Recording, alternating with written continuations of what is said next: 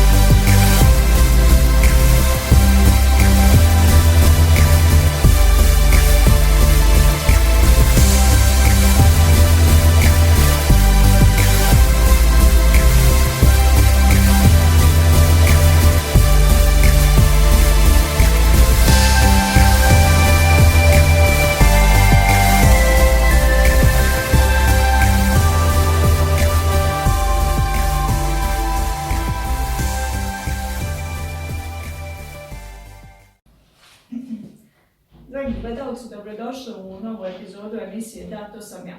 Danas sa nama je Lazar Blagojević, predsjednik opštinske boračke organizacije u Šamcu. Dobar dan, Lazar. Dobar dan. Dobrodošli u emisiju Da, to sam ja. Hvala na pozivu. Za početak, da li nam možete reći kada je osnovana opštinska boračka organizacija u Šamcu? Vrlo rado ću da ispričam taj istorijat. Samo malo ispravku. Ja sam do posljednjih izbora bio predsjednik opšte boračke organizacije Šamac. Na posljednjim izborima izabran je novi predsjednik, to je Radovan Zoranović, a ja sam predsjednik predsjedništva, znači jednog organa u boračkoj organizaciji. Boračka organizacija u Šamcu je osnovana 26. augusta 1993. godine u jeku ratnih dešavanja. Imao sam čast i zadovoljstvo da budem u sazivu prve skupštine, te osnivačke skupštine, ispred svoje jedinice, i od toga dana do danas sam član skupštine opštine boračke organizacije Šamac i njenog rukovodstva, a od 1998. godine sam član skupštine boračke organizacije Republike Srpske i u određenim mandatnim periodima bio sam član organa te boračke organizacije. Boračka organizacija u Šamcu, kao i širom Republike Srpske, osnovana je sa ciljem da pomogne porodicama poginulih boraca i tada ranjenim borcima prije svega, a koliko je bilo moguće da pomogne i saborcima. Dakle, bila je osnovana sa motivom isključivo pomoći vojnicima i borcima Vojske Republike Srpske bez ikakvih političkih i drugih konotacija, i mislim do današnjeg dana nastojimo da ostanemo vanstranačka organizacija. Otprilike ste već i rekli koji su vaši ciljevi organizacije, Ali možete reći neke aktivnosti koje ste odradili u prethodnom periodu? Pa to je u početku, dakle, rekao sam šta je bio cilj, jer se nagomilo dosta problema među borcima, a poslije i statutom je predviđen programskih ciljeva da pored te brige za boračke kategorije, boračka organizacija njeguje i tradicije oslobodilačkih ratova sa naglaskom za ovaj posljednji ortodokski rat. Mi u Šamcu smo pokušali da na tom planu, mislim da smo dobro dosta od toga uradili i uspjeli podignuti centralni spomenik za sve poginule borce opštine Šamac i sa ponosom mogu reći, bio sam i član tog odbora za podizanje spomenika, čak u završnoj fazi predsjednik, da smo prvi na regiji Doboj podigli to spomen obilježje, a na području opštine Šamac funkcioniše 19 mjesnih boračkih organizacija i svi poginuli borci i civilne žrtve odbrane rata se nalaze na spomen obilježjima po mjesnim zajednicama. Dalje, boračka organizacija se bavila da ostavi određen pisani trag vezano za minuli rat, prije svega za poginule borce, tako da smo 2002. godine objavili knjigu Posavski čvor opstanka sa jednim historijskim presjekom, događajima ratnim, ali u toj knjizi su našla se imena i fotografije gotovo svih poginulih boraca opštine Šamac. Ne samo naše brigade, nego i boraca čije porodice danas žive na području opštine Šamac, dakle, bez obzira u kojim jedinicama se borili i gdje su izgubili život. Oni koji su imali tu nesreću da izgube život i izgube svoj zavičaj, a našli su onda utočište ovdje, mi smo i te naše saborce stavili u knjigu da ih sačuvamo zaborava. Jako lijep gest od strane vas i vaše organizacije. Imamo mi još tu, što se tiče njegovanja tradicije oslobodilačkih ratova. Oslobodilačka organizacija od 2004. godine, kada smo obilježavali dan 10 godina od prvog srpskog ustanka, a to je ujedno i dan boračke organizacije Republike Srpske, svake godine organizuje konkurs za učenike osnovne i srednje škole na zadanu temu iz otadžbinskih ratova ili tako nešto slično. Na čemu smo također ponosni i mislim da mali broj opštinskih boračkih organizacija na nivou Republike to radi. Mi smo u posljednje vrijeme uspjeli da to masovimo, tako da smo prošle godine imali preko 150 učenika koji su uzeli učešće na tom konkursu. Određujemo neke simbolične i novčane nagrade, dajemo knjige i u početnim tim godinama, odnosno do prije 2 godine smo svakog učesnika nagrađivali sa jednom knjigom za njegovo učešće bez obzira na kvalitet njegovog rada, a u posljednje 2 godine smo promijenili taktiku, da tako kažem, pa smo obećali i realizovali izgled prošle godine zbog korone ekskurzije za sve učesnike. I mi smo prošle godine, kažem, imali zaista masovan odziv, preko 150 učenika se javilo, što sa ponosom ističem. Jer barem ti učenici ima tu raznih, ima i kvalitetnih radova, ima i oni koji su prosječni i tako dalje, ali nama je cilj da što više, da to bude što masovnije i svaki taj učenik će sigurno do svog života pamti da učestvuje na takvom jednom konkursu i barem tih dana on, pa čak i njegova porodica razmišljaju na tu temu iz tog 10. prokletog rata koji smo mi, naša generacija, preživjeli. Jako lijepo da njegujete kulturu sjećanja, to je u suštini i kultura sjećanja i drago mi je da je tako veliki broj đaka se odazvao konkursu jer danas je rijetko čuti da su djeca zainteresovana za takve teme. Pa upravo to mi pokušavamo da izanaliziramo u saradnji sa školama. Ništa to ne bilo bez saradnje sa školama, da pogodimo temu i da na jedan pravi način nagradimo te učesnike, da oni uspu masovno učešće. Ja ću pričati jedan događaj koji se desio u područnoj školi u Gajevima. Tamo radi jedna dobra učiteljica Vera Gavrić.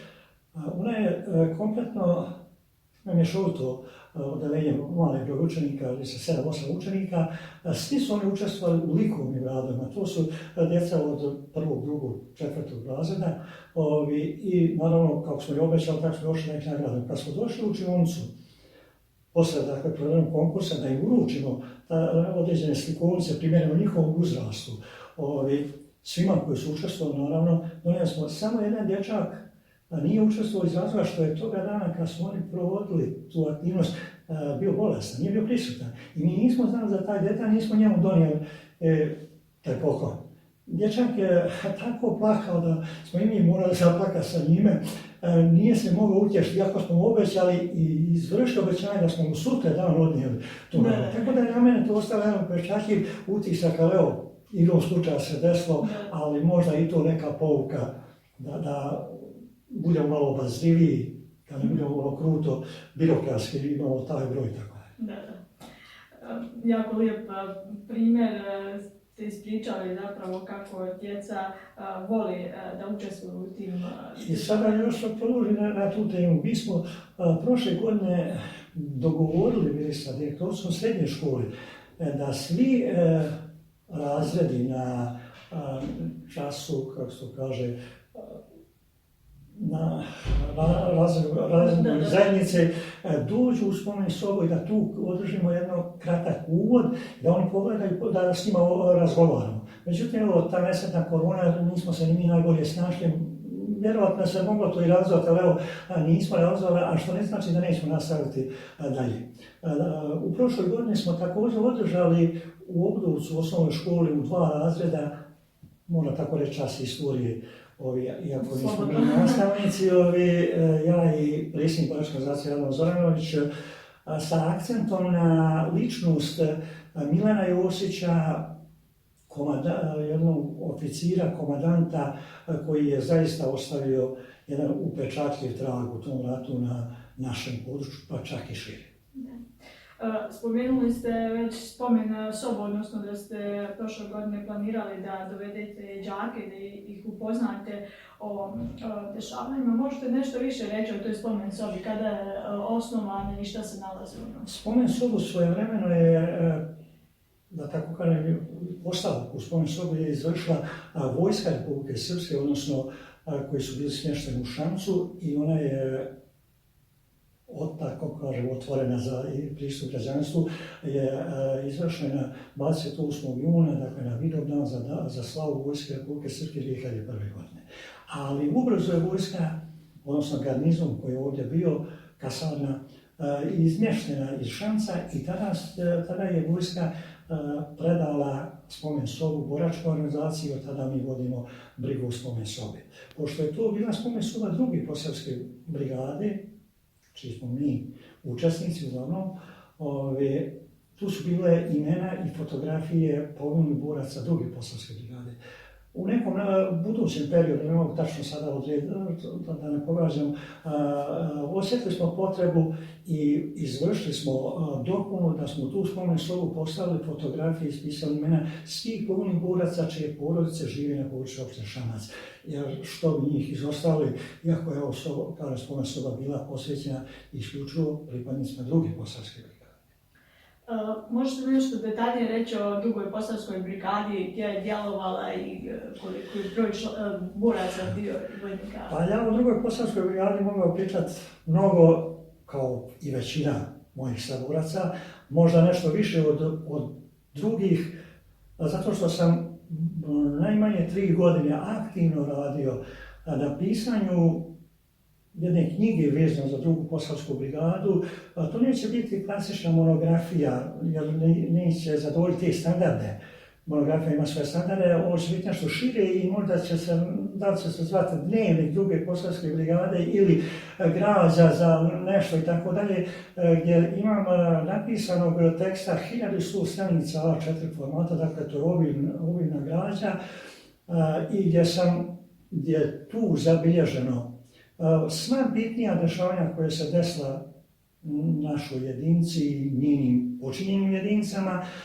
Princip je da u toj knjizi kada bude objavljena, mogu se naći podaci za sve poginule borce, koga dana, na kom mjestu je taj naš saborac izgubio život, pa čak i od čega, da li od granate, metka i tako dalje, i za svakog ranjenog borca. Mi sada smo došli do podataka da je, i tu će se naći 494 mislim imena poginulih, među tim poginulih ima i nekoliko umrlih boraca, mislim 24 umrla borca i ima jedan izvjestan broj, manji broj, 15 samoubistava koji se desile ovdje su u takvom rastrojstvu i smatramo da treba zabilježiti i njihov, i naravno pisat će način njihovog stradanja. A na evidenciji ranjenih boraca imamo 1130 i neki borac koji je ranjen, da li lakše ili teže, a bilo je mnogo više ranjavanja zato što imamo boraca koji su ranjavani 2, 3 pa i 4 puta. Imamo jednog borca koji je ranjavan 4 puta. I da smo nekoliko njih, 10 koji su po 3 puta ranjavani i vraćali se u brigadu. Imamo i boraca koji su ranjavani pa se vraćali u jedinicu da bi poslije izgubili život. Poginu. To je neko će biti svjedočenje, odnosno dokumentovano da mogu buduće neke generacije koristiti kao autentičan izvor, bilo čime da se budu bavili, da li pisali, da li bude bilo potrebno, ne znam za koje namjene. I mi smo to pokušali, možda bi dosta knjiga izašla, ali smo htjeli da u tom projektu učestvuje ovaj dokumentarni centar za istraživanje ratnih zločina iz Banja Luke. Bili smo kod direktora, sa njime smo dogovorili, on je me obećao podršku, ali evo oni su, taj dokumentarni centar pored niza drugih aktivnosti bavio se i ovim snimanjem filma, Koridor 92 i tako dalje, ali znam da je direktor zadužio do jednog doktora istorije, mislim da je doktor istorije Predrag Bozo. Nije još uvijek, ali moj kolega.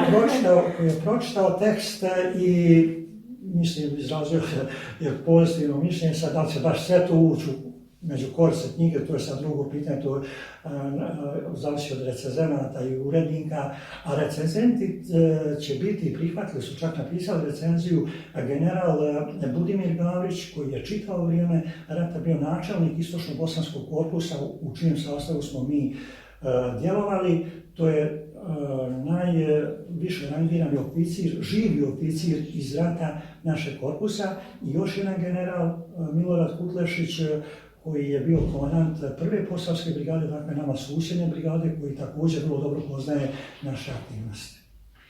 Kada možemo očekivati knjigu da gleda svjetlo dana? Pa teško mi je sada da govorim o nekom vremenu, ali evo, bit ću malo, što kaže, da neko poslije ne hvata za riječ, ali mislim u toku ove godine da će zaista biti završeno. Pored tog pisanog teksta ima tu još dosta posla, da se tu uredi, da se odaberu određeni prigledci, fotografije, karte i ima tu lektorskog posla, jer ipak 1100 stranica je zahtjevan posao za lektora, a moramo lektorisati da to bude zaista kvalitetno i da nema tih nekih omaške i u pravopisu i u samoj vojničkoj terminologiji i tako dalje. Razumijem. Da li postoji mogućnost da na osnovu knjige, već ste spomenuli da je rađen dokumentarni film Koridor 92, da se uradi jedan dokumentarni film na tu temu Duge Posavske brigade? Pa uvijek postoji mogućnost, samo je pitanje, svi znaju gdje je glavno pitanje, ključno pitanje novca. Ako ima novca, našli bi se stručni ljudi koji bi to uradili. Ja sam moram reći, do sada što smo prikupili ove podatke i napisali ovo, nijedna marka na to nije potrošena, dakle sve je rađeno u okviru boračke organizacije.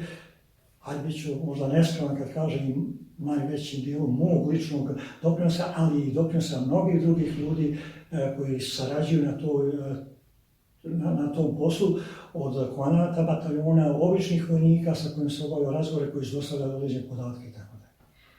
Ja predlažem da napravite jedan projekat, da napišete zapravo jedan projekat, da ga predate ministarstvu, pa se nadam da će uspjeti da prođe, da se snimi taj dokumentarni film, jer zapravo na taj način ćemo uspjeti da sačuvamo od zaborava zapravo sva ta dešavanja koja su bila na prostoru Posavine, a ovom prilikom pozivam sve zainteresovane koji bi mogli na neki način da pomognu u realizaciji tog plana, da nam se obrate kako gospodinu Lazaru Blagojeviću, tako i našem klubu istoričara Posavina.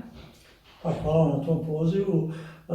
Ideja nije loša i vjerojatno ćemo na tom planu nešto raditi i taj materijal, taj rukopis već se nalazi u dokumentacijskom centru, tako dalje možda nije popularno da kažem, ali ipak mi smo jedna mala sredina i nosim, moram reći, ono iskreno što osjećam, da borci druge posavske brigade nosi jednu frustraciju da smo zapostavljeni u svim događajima koji se dešavaju u toku rata.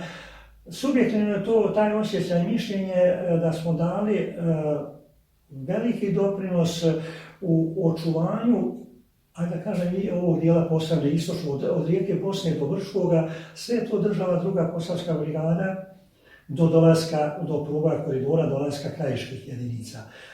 Podatak, kad kažem da je linija fronta koju smo mi u Posavini u ravnici morali popuniti, dakle borac od borca mora biti na dohvatak, kažem, ruke, vizualno, vidite, nije to brdo planinski period gdje sa koti na kotu budu postavljene određene straže, 142 km.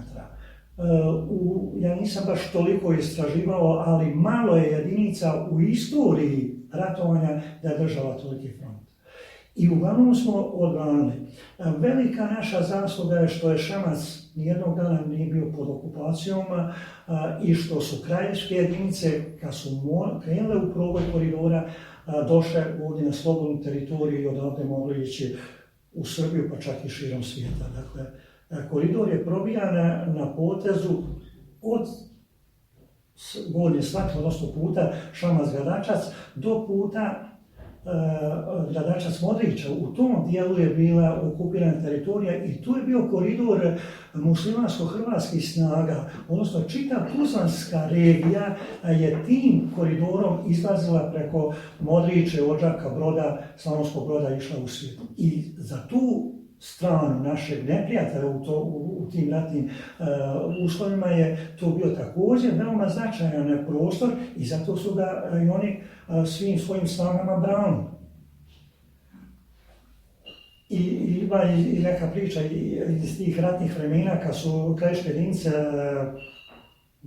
donijeta odluka da se vrši proboj koridora, kad su vidjeli na karti koliki je taj prostor koji treba osloboditi, on su rekli pa mi ćemo to pokret svojim živim tijelima i tako dalje, da napravimo taj prolaz. Mnogi ti njihovi borci, pa i starješne, nisu imali uopšte predstavu koliko smo mi razvojeni, koja je to udaljenost. Čak kad smo se spojili, odnosno ja nisam bio direktno na spajanju, ali momci koji su bili pričaju da ti krajiški borci su pitali koliko njima još treba da pod borbom idu do Bijeljne. Kad su i ovi naši momci saopštili da mogu sjesti u auto i za sat i nešto stići u Bijeljnu pop kafu, nismo onda vjeruju. I tako dalje. Ali to je i razumio, to su teška vremena, teška situacija, pokidane veze, sve vrste i nije bilo današnje ove tehnologije i tako dalje. Da li boračka organizacija ima saradnju sa višim nivoima vlasti? Pa boračka organizacija je organizovana tako i koncipirana da recimo općinske boračke organizacije sarađuju sa lokalnim nivom vlasti, a Republička boračka organizacija sa ministarstvom, sa vladom Republike Srpske i sa Ministarstvom rada i boračke zaštite. Mada mi u Šamcu ne možemo biti nezadovoljni tim odnosom, iako kažem mi bi trebali preko ovih republičkog rada da kontaktiramo. U nekom ranijem periodu ovdje su dolazili ministri rada i boračke zaštite, dolaze, dok je bio ministar Đokić, dolaze Vesjecu u našeg predsjedništva, da učestvuje u našem radu, odnosno da mu se postaje neka pitanja, tako je dolazi ministar Savanović za dan boraca kada smo obilježavali, čak se pohvalno izrazio da to nije do tada kao susreo na terenu i tako dalje. Ja malo govorim u hvalospjevu o nama, ali to je istina. Mislim, ja nemam potrebe da nešto izmišljam. Kad kažem, mi smo imali prvi na regiji spomenik centralni spomenik, prvi smo objavili knjigu. Imamo fond solidarnosti koji u Republici Srpskoj možda ima još, znam da ima Prijedor i možda još poneka boračka organizacija ne mogu, znam u regiji Doboj koju mi pripadamo, smo mi tako organizovani kao regionalno, pa mi pripadamo regiji Doboj, nema ni jedna boračka organizacija, taj fond solidarnosti koji ima oko 450 članova, boračkih kategorija, boraca pomiratnih vojnih boraca, gdje iz tog fonda dajemo solidarno vršimo nekakve pomaganja, prije svega za liječenje, za školovanje djeci od boraca i boraca pomiratnih vojnih invalida. I tako u mnogim stvarima smo prednjači. Imali smo klub boraca koji je također prvi u Republici Srpskoj smo otvorili taj klub boraca, odnosno zajedno sa nama, da kažem, mislim da ne bude samo da smo mi, je u Šipovu, Mrkonjić gradu i Kozarskoj Dubci trebalo u Banja Luci nije nikako otvoren. Opet će ispast malo da hvalim sebe, ali ja sam radio neki idejni projekat u kluba veterana u saradnji sa Boračkom organizacijom Republike Srpske, sa Jelenom Šurlan i sa Centrom za ratnu traumu iz Novog Sada, gdje sam išao na određene časove, odnosno godinu dana, mjesečno, jedan vikend smo išli na tu, moderno reći, edukaciju, obuku, kako preduprijediti ratnu traumu, odnosno u tim početnim fasama i da su klubovi boraca i veterana jedno od mjesta gdje se može tu djelovati. Mi smo imali grupu za podršku tim borcima, obavljali određene radionice i on je funkcionisao do 16. maja 2014. godine kada je poplava uništila prostor i još uvijek tragamo za prostorom da to obnovimo taj rad. A već je veliki broj boraca bio, navikao se da dolazi tu je bilo mjesto našeg okupljanja, jer tu kad dođe borci, ja obično kažem, do kraja života ne mogu izaći iz rata, svi mi nosimo to u sebi i najbolje borca razumije u kakvoj situaciji se nalazi i može da te probleme.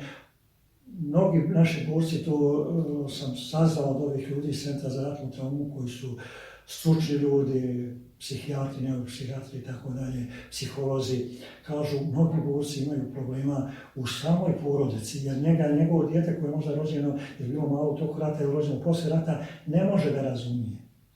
I onda još dolazi do onog kontraefekta da se taj čovjek još više zatvara u sebe i onda ako u porodici nema mjesta onda gdje će da ima.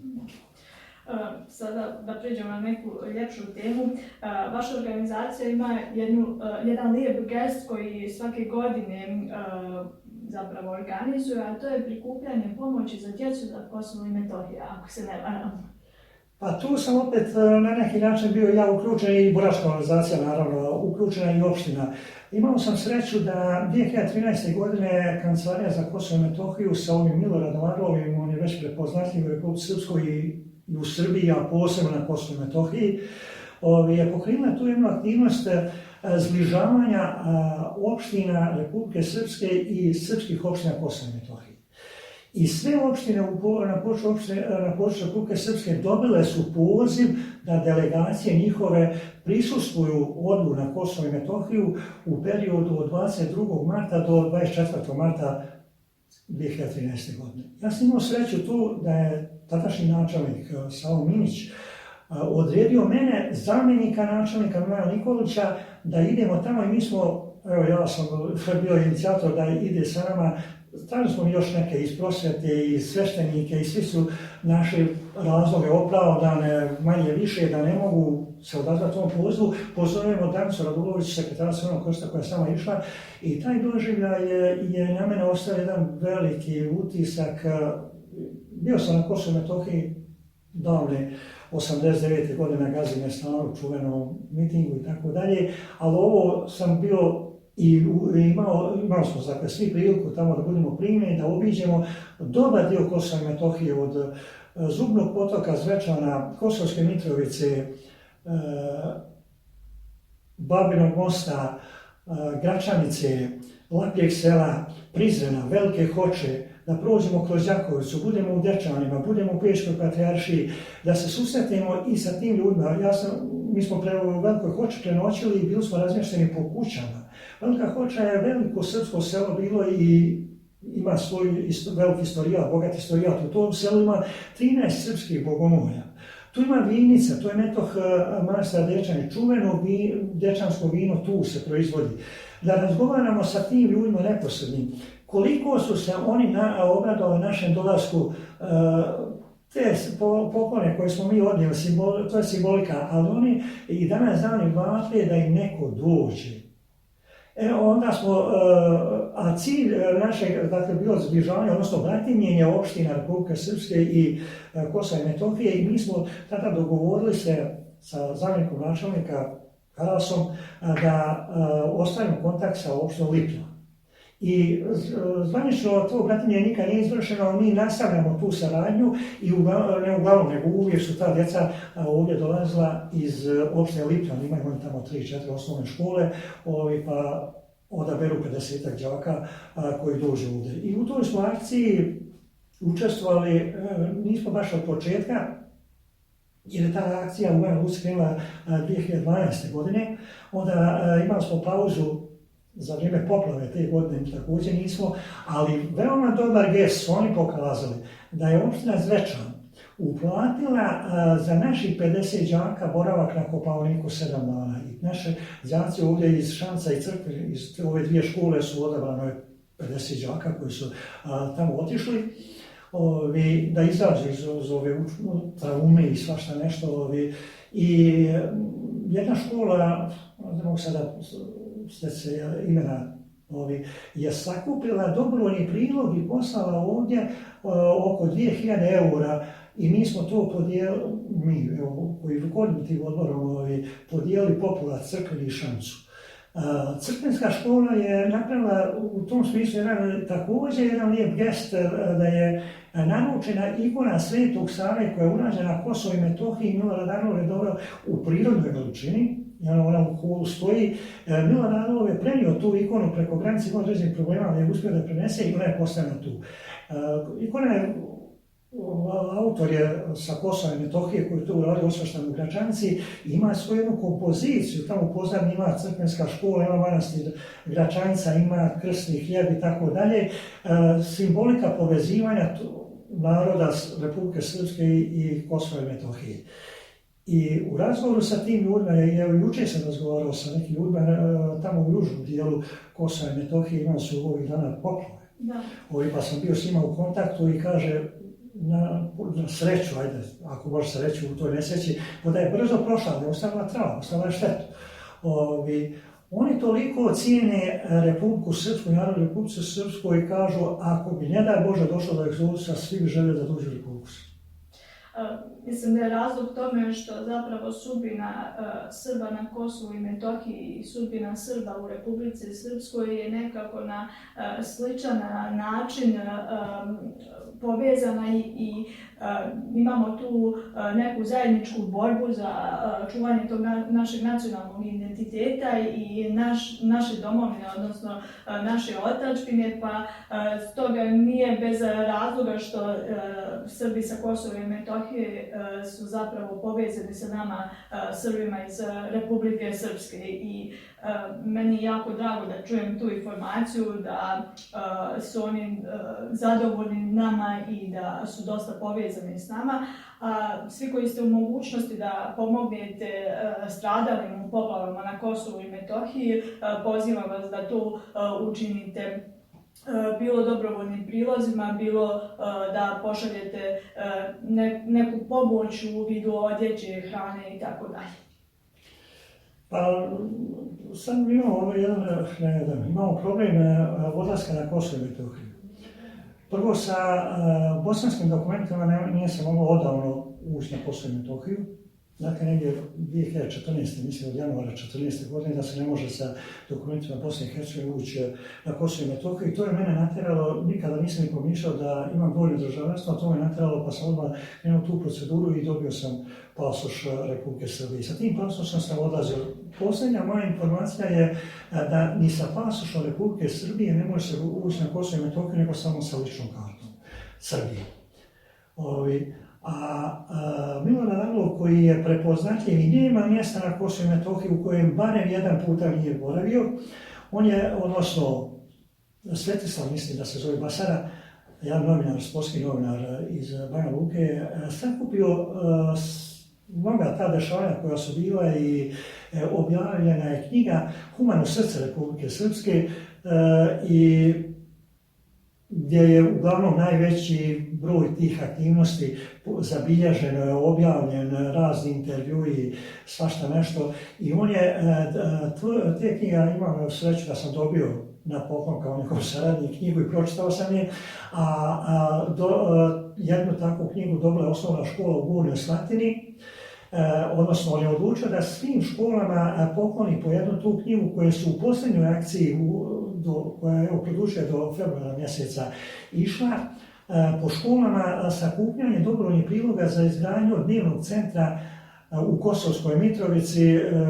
Podrži me Polaka 9. januar, on dodao to, asociraju na nas, gdje boravi oko 150, ja mislim 150 ako se ne varam, djece sa mentalnim razvojem, poteškoćama u mentalnom razvoju.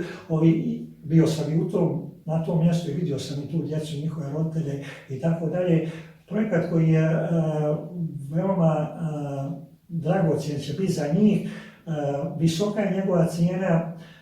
Adolf je počeo da radi taj objekat bez jedne marke ili eura. Moralo se kupiti i plac i građevinska dozvola i sve to. I evo, taj projekat je u završnom holu tog objekta. Bit će ispisane imena svih škola koje su učestvovali u toj akciji, pa i pojedinaca koji su dali najmanji prilog. Ljudi će objaviti tu da stoji u tom holu, tako jedan fin gest. Jako fin gest. Za kraj ovog našeg divnog razgovora, što možete da poručite našim gledalcima? Pa ne znam, ove praznike Hristovog rođenja, pravoslavne nove godine, trebalo bi da smo veseli prije toga, da širimo ljubav jedni prema drugima, da nekako ako možemo izvučemo se te depresije koja je zahvatila, mahom je zahvatila depresija i određenu beznađe, uvijek ima izlaz. Nikad nije samo jedan put, pa ne moraju biti dvo. Ali ja kažem za mlade ljude, život je pred vama, život je pred tobom. Iako znam da ne radiš, da je to problem, kogo ne radi, ima i materijalnih prihoda, ne ovog, ne onoga, ali pred vama je život kao partija šaha u otvaranju. I razni su potezi mogući, tako dalje, već u mojim godinama je to već završnica, očekuje se mati, 1-2 poteza, nemaš više mogućnosti. To je prirodno, to je tako po svakoga. Ja sam nekad bio mlad, bilo izazova da i putuješ i da odeš, i radio sam ja i u Sloveniji, pa malo i u Njemačkoj, svašta nešto, ali uvijek me je to vuklo da dođem u svoj rodni kraj, da pokušam ono najviše što u meni postoji, i fizički, i umno, i sad da darujem svom mjestu gdje sam rođen, gdje sam odrastao, jer tu mi je dug. Uz svu zahvalnost i svim drugim, ja u srcu nosim Beograd, kao to je moja prestolnica, to je sve, ali ovdje smo mi rođeni, ja rođen i mnogi mi smo ovdje rođeni, imamo nekakvu obavezu da uzdižemo ovu sredinu, da ne zaostaje, da budemo bar u nekoj ravnoteži. Mada ne volim davati neke crne prognoze, nadam se bolje i uvijek idem s te strane da život mora pobijediti, da mora pobijediti dobro zlo. Uvijek je borba između dobra i zla u samom čovjeku, a tako i u društvu i u zajednici. Ja sam, kad je bila poplava 40 godina, kad sam čistio tam spomenu sobu i došao je novinar ATV-a Marin, koji je ovako, meni si vrlo simpatičan i voli gledati njegove emisije, pa evo i mene pita za neki intervju, ja kažem, pobijedit ćemo, ostaćemo i tako dalje. I naveo sam, ne mogu možda citirati, ali parafraziram Andrića, gdje on kaže, Božja kazna dolazi u vidu elementarne nepogode i kažnjava i pravedne i grešne. Ali zato trebaju oni koji ne treba se osjećati. Svi mi nosimo određeno i nezadovoljstvo iz rata i posle rata. Svi smo mi na neki način jednom ili više puta osjetili nekakvu nepravdu prema sebi, ali se ipak treba izdići iznad toga, prevazići to sve i gledati sa neke bolje strane. Tekovina naše borbe, Republika Srpska, što je nešto što treba čuvati na svaki mogući način. Nema više rata i da Boga ga nikad ne bilo pameću, sa umom, ali tekovina našeg rata je to što smo u ovom ratu prevlastišli te unutar srpske podjele i to ne treba zaboraviti, a malo to eksploatišemo. Jer moji djedovi, tvoji, šta ja znam, su bili u situaciji da su u Drugom svjetskom ratu dijelili, pucali jedni na druge, mi sreće u ovom ratu nismo i to je velika tekovina. I meni su kao predsjednik boračke organizacije dolaze određeni borci razočarani ili ne znam, u nekoj teškoj situaciji pa ne vidi izlaz pa kaže zašto sam se borio bolje da nisam i tako dalje. Ja sam uvijek navodio primjer, ne trebamo ići daleko. Evo nam primjer Bosna, mi ovdje živimo na području općine Šamac gdje je Bosna blizu, samo preko Bosne naselja srpska koja su, vidite kako su oni prošli, a zahvaljujući našoj odlučnosti i organizovanosti nismo to doživjeli. I ne samo preko Bosne, ovamo s druge strane Bukova, Greda, ovamo dole prema Gradačcu, Srenice i tako dalje. Znači i to je jedna velika tekovina i to je dobrim dijelom zavislo od nas. Nije sve zavislo od nas, ali mi smo, svaki od nas pojedinac je dao ono što od njega traži, očekivano i složio jedan mozaik i evo, hvala Bogu, opstali smo ovdje da živimo svoj na svoj. Jer mogu samo da zamišljam kako je onim ljudima koji su, jučer sam u priliku da razgovaram sa ženom koja je iz Savonskog Mosta, kaže, njen je čak i najbliži u svojstvu neko poginulo i čitav rat ratovali i na kraju morali ostaviti svoj. Znači, imao je žrtva sve i izgubio zavičaj.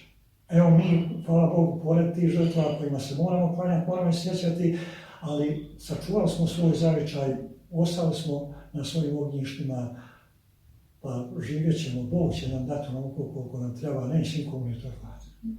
Hvala vam još jednom na ovom divnom razgovoru i hvala vam što ste se odazvali emisiji Da, tu sam ja i nadam se da će biti prilike da i dalje sarađujemo i da se ponovo pojavite u našoj emisiji, možda u nekoj kvalitetnijoj, sa kvalitetnijom opremom i nekom našem prostoru.